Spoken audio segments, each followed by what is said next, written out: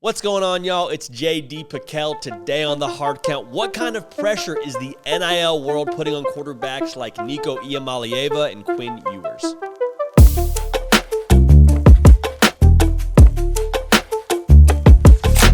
Welcome into CFB with JD, the People's Channel. Everything you know, everything you love about college football happens here on a nearly daily basis.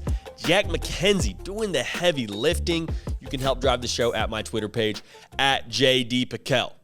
So I just wanted to take a moment to sort of explore this conversation.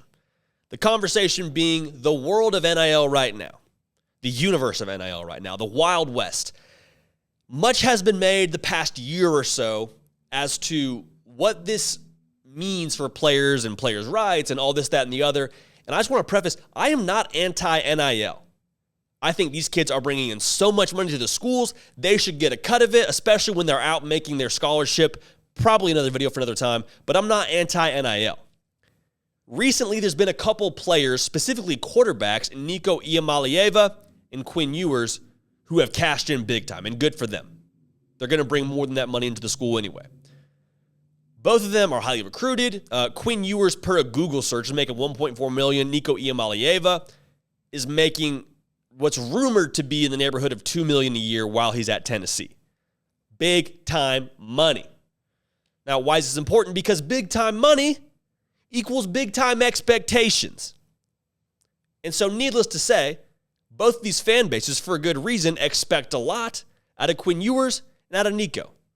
Also, these are fan bases that, credit to them, have understood what's going on in the NIL world, understood what it takes to get a kid in the boat, and have said, okay, we got to find a way to get these kids on our team, into our school. Money talks. We can talk with money now legally. Let's make it happen.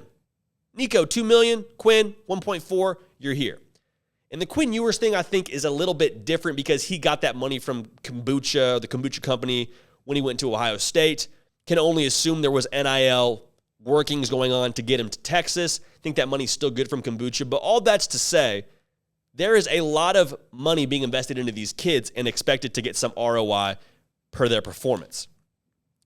But with the idea to cash in now and to help your family and the pros aren't promised and all that, what if it doesn't work? Like, just explore that for a second, because we haven't seen that yet. This is such an early point in the cycle to where we haven't seen any of these kids with big NIL deals be a bust. And that's sort of a dark thought to have, but just let me explain what I mean. Boosters, historically, have been able to be frustrated with teams when they give a lot to that program and they don't succeed.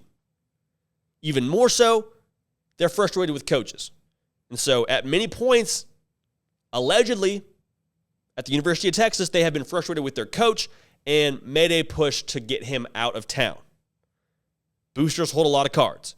Now, we're living in a world where a booster can be responsible in a lot of ways for getting a kid to school. And what happens when he doesn't play well? What happens when a sophomore, Nico Iamaleava, steps out there against Alabama and throws 3 interceptions? Well, if I'm a booster, I'm saying I'm paying that kid $2 million a year to come here and do this? It's not what I paid you for. Well, that's the problem, isn't it? You're paying him a certain amount of money. Doesn't make him a better player. It got him to your program. You got him on your team, got him on your roster. That's a big deal. But just because you're investing millions of dollars into these kids, it doesn't mean they automatically have better ability than before. So Nico Iamaleava was going to be playing that well regardless of what you were paying him. Now, he may work a little harder, want to prove these people right, want to do right by these boosters, but I think there's going to be an interesting dilemma when inevitably, for one of these kids, I hope it's neither of them, but one of these kids in the NIL world somewhere don't deliver on what is expected of them. That's going to create some problems. Even more so, it's going to put enormous pressure on all of these kids that have big NIL deals, especially incoming quarterbacks. Like, there was a rumor going around, there's a quarterback out there, not going to name names, not going to give too many specifics. A quarterback being recruited wants a lot of money to go to a school. So essentially a bidding war ensues. Let's say he goes to a certain school. Well, what happens when he gets there and he's not playing until his junior year? Well, the fan base is going to get restless. Those boosters, especially the ones who hold the cards, they're going to get restless and expect early results. What do you mean he's not playing? What do you mean he's not the best quarterback on the team? Not performing in practice. he's missing a lift, whatever it is. There's going to be so much pressure for early results on these kids that I think it's going to create a somewhat unrealistic expectation across fan bases. And quite frankly, it could create unrealistic expectations for these kids. You might see some of these kids jump in the portal even more than we are right now. And also, that's a whole other deal to explore with contracts and kids staying at schools, but it's messy. It's messy, and it creates a lot of pressure. And I'm not saying that's all bad. I just want to make sure we're all on the same page of the world we're now living in. Nico Iamaleava is going to be expected to play early. There was a quarterback battle, I put in quotes, at Texas with McCard and with Ewers.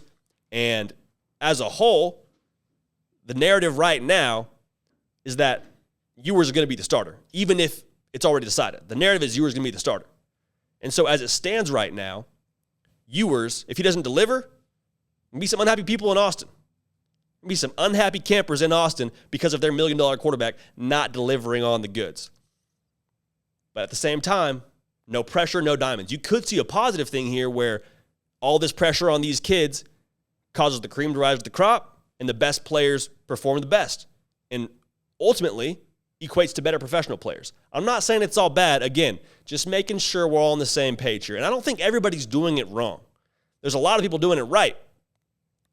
Talking about a quarterback, a certain school is in the mix. Let's just say Miami is in the mix. And I was talking to somebody close to that program, and they just said, yeah, they're not going to land him. They're not going to land this kid.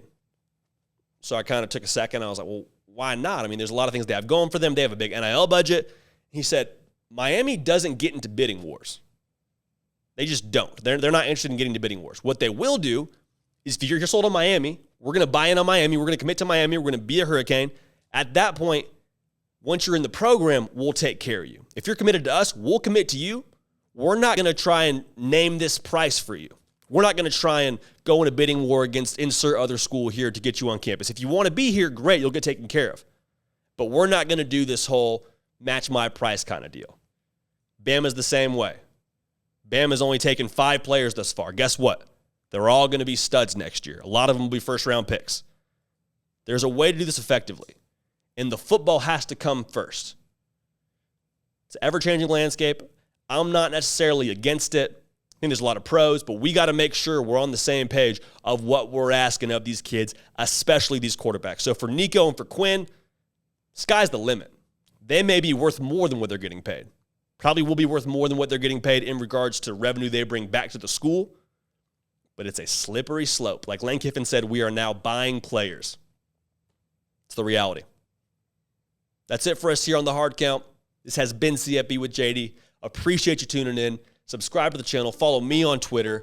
Stay up with every single thing we're doing here. We're going to keep the party rolling. We will see y'all next time.